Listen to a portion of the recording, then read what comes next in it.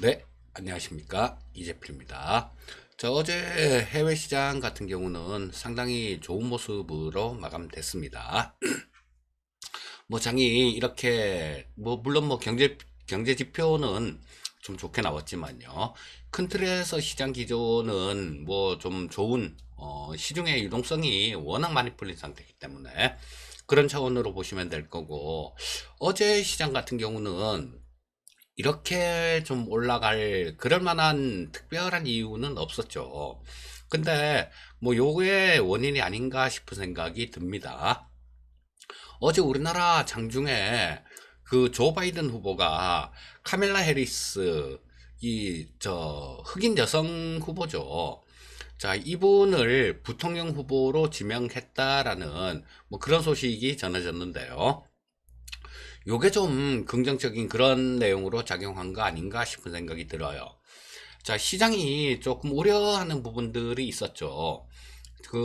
이 바이든 후보가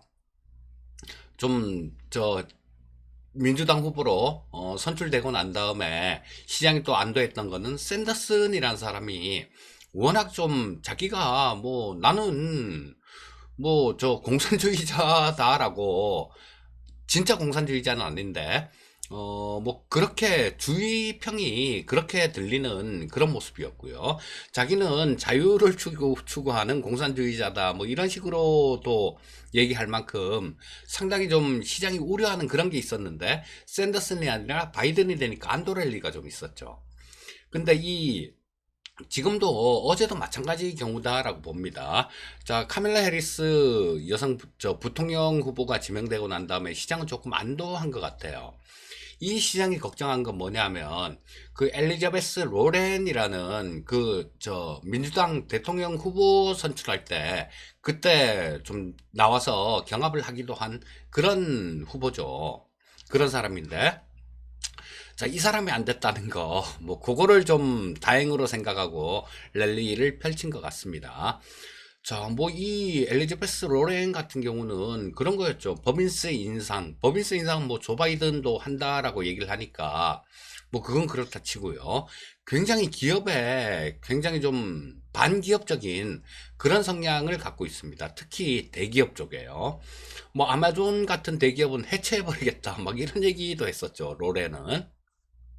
근데 그런 후보가 아니라 다른 후보가 이렇게 지명이 되니까 좀 유화적인 그런 후보가 지명이 되니까 시장은 안도 랠리를 보인 게 아닌가 싶은 생각이 들고요. 그리고 하여튼 트럼프는 이 미국이 그랬습니다. 지금까지 8월달 증시가 올랐을 때요. S&P 500 지수가 8월달에 올랐을 경우에 대선 있는 해예요. 올랐을 때 집권당이 연임을 못한 경우는 없었어요. 그래서 지금 트럼프도 주가 움직임에 굉장히 신경을 많이 쓰고 있는 것 같은데요. 어제는 주가가 올랐는데도 불구하고 이 트럼프가 조금 신경질적인 짜증을 내는 그런 반응을 보였다라는 얘기가 전해집니다. 뭐냐 하면, 그렇죠. 이 트럼프는 이 민주당 후보들, 이 사람들을 뭐 아주 뭐 공산주의자나 뭐 이렇게 좀 몰아붙여갖고, 얘네들 되면 내가 안 되고, 다른 사람이 되면 이 주가 너네 좀 경제 망쳐지고 클나 뭐 이렇게 몰고 가고 싶었을 거예요. 근데 오히려 어제 주가가 올라 버렸으니 이 해리스 후보가 지명이 되면서 주가가 올라 버렸으니 뭐 거기에는 좀 짜증을 냈다라는 그런 얘기가 좀 전해집니다. 그리고 트럼프는 대선 전에 백신을 확보할 것이다라는 얘기를 했어요. 자, 여기에 대해서도 전문가들 의견을 보면 좀 회의적인 그런 시각이 상당히 좀 많습니다. 자, 그리고 낸시 펠로시 민주당 상원 의장이죠. 상원 의장인데 이분이 또 한 얘기가 부양책에 관해서 이견이 크다. 뭐 타협점 찾을 때까지는 정부하고 마주하고 싶지 않다라는 그런 얘기를 했어요. 자, 이 펠로시 같은 경우는 이 트럼프가 전에 트럼프 탄핵 얘기가 나왔을 때 우리 탄핵 시키지 말고 어 저 대선에서 이기고 난 다음에 트럼프를 감옥으로 보내자 이렇게 얘기를 했던 사람이에요. 자, 근데 요런 타협점을 찾기가 힘들다라는 그런 얘기를 해서 조금 좀 무거운 그런 분위기였는데, 또 장중에 또 나온 얘기 보면 꼭 그렇지는 않은 것 같아요. 자, 지금 쟁점이 그런 거죠. 이 정부나 백악관이나 공화당 쪽에서는 야, 1조 달러를 하자. 그런데 민주당 쪽에서는 3조 달러를 갖고 와라. 이게 좀 대치되는 그런 거였어요. 그런데 그 금액에 대해서 저 민주당 쪽에서 뭐 살짝 좀 양보하는 듯한 뭐 그런 얘기를 했습니다. 타협점을 좀 찾고자 하는 그런 거죠. 그저께였던가요? 스티븐 무누신 미국 재무장관도 그런 얘기를 했었죠. 더 많은 추가 부양 자금이 준비돼 있다라는 그런 얘기를 했어요. 자, 그렇다면 백악관 쪽에서는 좀 더 쓸 준비가 돼 있고, 민주당 쪽에서는 조금 좀 덜 이렇게 3조 달러보다 작은 뭐 그쯤에서 이렇게 타협점을 찾으려는 그런 접점이 조금 보이는 거 아닌가 싶은 생각이 듭니다. 자, 그리고 연준 위원들 사이에서는 바이러스가 억제될 때까지 미국 경제 성장은 난관이 참 많다라는 그런 얘기를 했는데요. 자, 요거는 나쁜 얘기가 아니다라고 봅니다. 자, 요걸 한번 바꿔서 얘기하면 바이러스가 잡힐 때까지 뭐 저런 것들, 양적 완화했던 것들, 돈 풀었던 것들, 이런 걸 회수를 하지 않겠다라는 그런 얘기로 해석할 수 있겠죠. 자, 그리고 미국 쪽에서 그 텐센트가 운영하고 있는 위챗에 대한 걸 사용 금지 명령을 했었죠, 트럼프가. 자, 근데 뭐 요것 때문에 애플이 중국의 잠재적 보복 표적이 될 가능성이 있다라는 그런 뉴스가 좀 있었고요. 자, 애플은 뭐 중국에 대한 의존도가 굉장히 큰 회사이기 때문에 뭐 그럴 가능성도 존재한다라고 봐야 되겠죠. 자, 그리고 15일 날 내일 모레네요. 자, 미중 고위급 회담이 있는데요. 자, 여기서 지금 당초에 야, 이건 뭐 여기 고위급 회담에서 좀 1차 무역 협상했던 거 이런 것도 어그러지는 거 아닌가라는 그런 시장 일각에서는 조금 조심스러운 그런 시각도 좀 있었습니다. 자, 근데 커들로가 고위급 회담에 대해서 지금 긴장감은 좀 있다. 긴장감은 있는 건 사실인데 합의하기는 없다라는 그런 얘기를 했어요.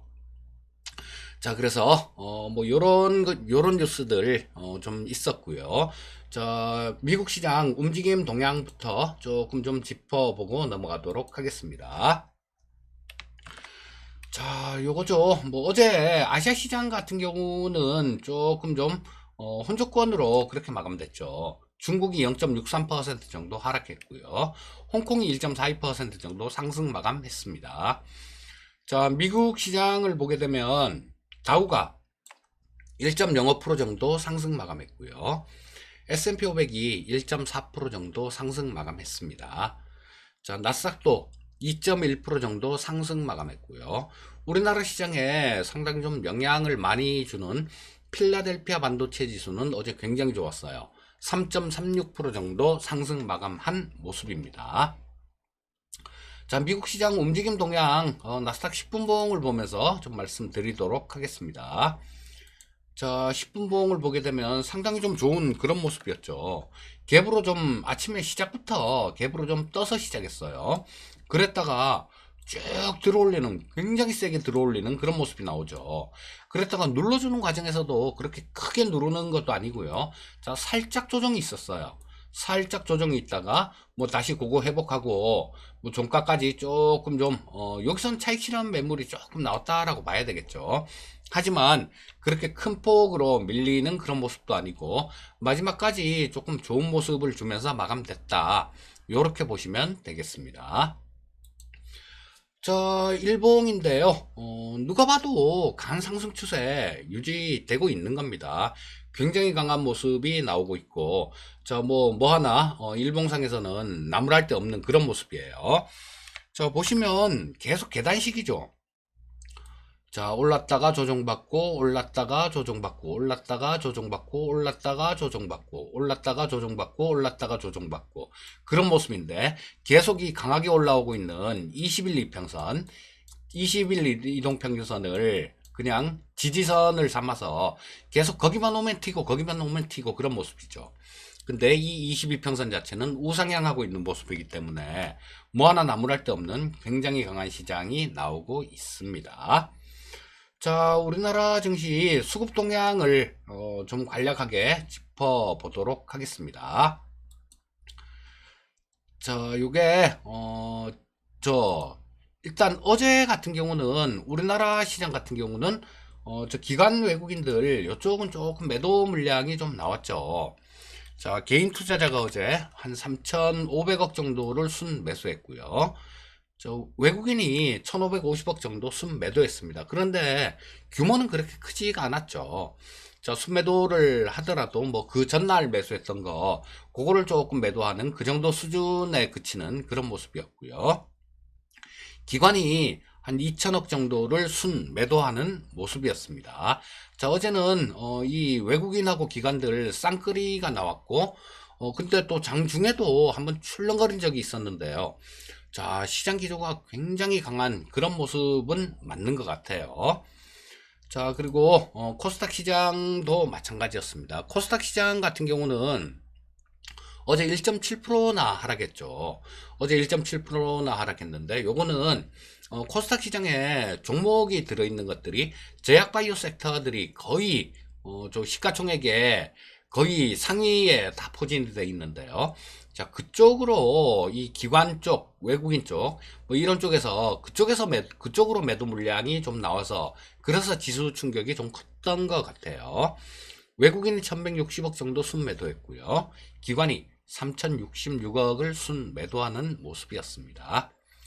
자, 선물시장 한번 보시면 선물시장에서는 외국인들 같은 경우는 어제까지 3일 연속 순매수를 보여주는 모습이었고요. 어제도 규모 자체는 그렇게 크진 않아요. 1085억 정도를 순매수했고요.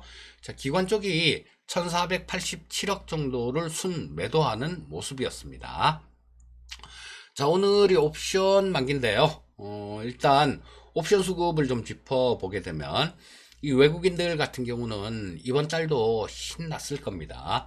옛날에 이 저 옵션 시장을 보고 외국인들의 현금 인출기다 이렇게 불렀었어요. 옛날에 뭐 요즘도 마찬가지겠죠. 자, 얼마 전에 이 외국인들 같은 경우는 콜옵션 쪽을 얼마 전부터 계속 굉장히 많이 매수를 했죠. 여기 보시게 되면 자, 최근 들어서는 조금 차익 실현을 하는 모습인데 자, 보시게 되면 뭐 계속해서 매수하고 뭐 106억 뭐 이렇게 매수하고 자, 조금 좀 매도했다가 다시 또 굉장히 강하게 매수를 하고 자, 이런 모습을 보여줬는데요. 이 외국인들 같은 경우는 이번 물에서도 지금 굉장히 오늘이 옵션 만기인데 이번 물에서도 굉장히 많이 챙겼을 것 같은 생각이 듭니다. 그리고 이 뭐 콜옵션 쪽에서 매도하면서 차익 실현을 하고 있는데 아직도 남아있는 물량이 상당 부분 될 걸로 그렇게 보입니다. 자, 반면에 이 금융투자 같은 경우는 지금 완전히 쌍코피가 났죠. 완전히 쌍코피가 났는데 자, 이 콜 매도 쳐놓은 거 매수 포지션하고 매도 포지션은 틀려요. 틀립니다. 매수 포지션 같은 경우는 자기가 투자한 돈만 잃으면 되는 거지만 매도 포지션 같은 경우는 그 옵션 가격이 만약에 10배가 올라가면 내가 투자한 돈에 10배를 물어줘야 되는 그런 포지션이에요. 자, 그래서 얘네들 같은 경우는 지금 쌍코피가 나고 어제 같은 경우는 조금 매도 쳤던 것들 조금 좀 청산을 하는 그런 모습이었습니다. 자, 풋옵션 쪽 보게 되면 외국인들은 26억 정도 풋옵션 순매수를 하고 있고요. 금융투자는 14억 정도를 순매수하고 있습니다. 자, 금융투자 쪽 같은 경우는 오늘도 어제도 조금 아래쪽 방향으로 조금 베팅을 한 그런 모습이에요. 자, 그래서 옛날에는 이 금융투자 쪽이 굉장히 잘했어요. 근데 이게 엄밀하게 따지면 이 금융투자의 수급은 금융투자뿐만 아니라 외국인들도 어느 정도는 포함이 돼 있는 수급입니다. 자, 그거는 설명을 하려면 조금 기니까 지금 마침 시간이니까 다음에 기회 되면 말씀드리기로 하고요. 자, 금융투자 쪽이 거의 불패 신화를 자랑했던 그런 적도 있었어요. 뭐 작년 정도까지만 하더라도 금융투자가 거의 뭐 이겼었습니다. 굉장히 잘했었는데 올해 들어오면서 좀 완전히 좀 뭐 이상해졌어요. 올해 들면서 올해 제가 이 3월달 정도에 그런 말씀을 드렸었죠. 저 4월물 포지션을 보고 이 3월 저 만기 지나고 난 다음에 그때부터 외국인들이 이 품 매도 포지션을 굉장히 많이 쳤었어요. 그걸 보고 주가가 더 이상 뭐 그렇게 크게 빠지긴 어렵겠다라는 말씀을 드리고 3월 20일 날 뭐 주식 44하고 그런 방송을 해 드렸었는데요. 그때부터 이 금융투자가 좀 망조가 들기 시작한 것 같아요. 그전엔 굉장히 잘했었는데. 자, 조그만 판, 이런 판에서는 금융투자가 이겼는데 결정적인 큰 판들, 이런 쪽에서는 뭐 상당히 좀 많이 당했어요. 3월 달에 그렇게 좀 많이 당했었고, 그 다음 6월 달에도 금융투자가 좀 많이 당하는 그런 판이었었는데, 막판에 또 좀 안 좋은 뭐 그냥 뭐랄까 조금 시장을 갖고 장난을 치는 그런 모습이 나왔다라고도 보시면 됩니다. 자, 그냥 딱 하나 좀 그런 게 지금 금융투자 쪽 포지션이 아직도 아랫방향이 좀 많이 있다라는 거, 그 부분이 조금은 좀 그래요. 오늘도 어제처럼 그렇게 변동성이 확 생기진 않을까, 뭐 그런 생각이 조금 듭니다. 하지만 이런 부분들은 오늘이 지나면 그냥 좀 잊혀져갈 그럴 부분들이에요. 자, 코스피 시장 10분 봉을 보면서 또 조금 좀 말씀을 드리도록 하겠습니다. 흐름부터 먼저 좀 짚어볼게요. 자, 뭐 어제 시장 같은 경우는 여기였었죠. 여기서 조금 뭐 플러스권 조금 유지하는 듯 하다가 그냥 갑자기 확 밀어버렸어요. 갑자기 확 밀어갖고 뭐 장중에는 이게 보시면 저가가 2393포인트까지 빠졌었어요. 2400포인트도 그냥 힘없이 그냥 순식간에 깨버리는 그런 모습이 나왔었는데요. 자, 요게 만기 근처가 되다 보니까 이 포지션들, 옵션 포지션들, 뭐 그런 쪽에서 조금 불안정한 그런 모습이 나오기 때문에, 자, 뭐 그런 결과가 시장의 움직임으로 표출됐다. 이렇게 보시면 되겠습니다. 자, 어제 뭐 상당히 장중에 변동성이 커서 쭉 밀렸다가 뭐 이내 회복하는 이런 모습이 나왔어요. 뭐 그리고 막판에는 상당히 좀 좋은 그런 모습으로 저 고점까지 돌파하면서 마감되는 그런 모습이었습니다. 자, 일봉 한번 보면서 또 말씀을 드릴게요. 뭐 그냥 좋아요. 좋습니다. 자, 뭐 이 추세 자체는 쉽게 변하지 않는 게 추세예요. 쉽게 변하지 않는 게 추세고, 자, 지금 최근 들어서 옵션 만기 관련해 갖고 뭐 오늘이 만기라서 이 시장의 변동성 부분들, 이런 부분에 대해서 조금 좀 말씀을 드리고 있는데요. 자, 그런 변동성 부분을 뺀다라면 뭐 시장을 나쁘게 그럴 하등의 이유가 없습니다.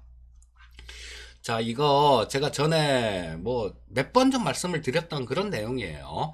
자, 우리 경기가 회복이 안 되고 있는데 주가만 올라왔다라는 그런 시각으로 보는 경우가 많죠. 근데 이 경기가 만약에 안 죽었을 때 돈을 이렇게 풀었다라면 어떻게 됐을까요? 엄청나게 올라왔겠죠, 주가. 근데 그 풀려 있는 돈은 쉽게 해소할 수 있는 그런 성격의 자금은 아닙니다. 경기는 살아나겠죠. 그렇다면 주가는 지금보다 훨씬 더 위에 올라가 있는 게 맞다라는 결론이 나오게 되죠. 자, 워낙 좀 이렇게 많이 오른 상태고 옵션 만기라는 그런 변수도 있고, 자, 그런 시장이니까 조금 출렁출렁은 할 수 있어요. 출렁출렁은 할 수 있는데 이 시장 기조 자체는 우상향으로 보시면서 계속 대응을 하시면 될 거고요. 자, 제가 오늘도 목이 조금 안 좋네요. 자, 오늘 방송은 여기까지 하도록 하겠습니다. 자, 오늘도 성공 투자하시기 바라겠습니다. 감사합니다.